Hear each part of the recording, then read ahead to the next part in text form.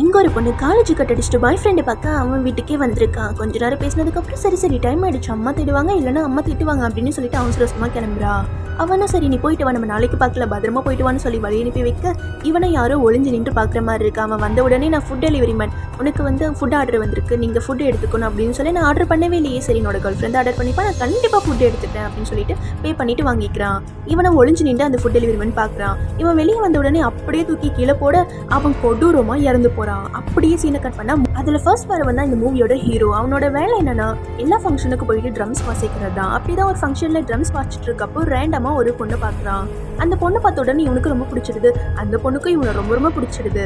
சரி போய் பேசலான்ட்டு கிட்ட வரப்போ ஜாலியாக ஃப்ரெண்ட்ஸ் கூட சேர்ந்து ட்ரம்ஸ் வாசிச்சுட்டு இருக்கான். அப்போ அவனுக்கு பிடிச்ச அந்த பொண்ணு அவனை நோக்கி வரும்போது அவனுக்கு செம்ம எக்ஸைட்டிங்காக இருந்துச்சு.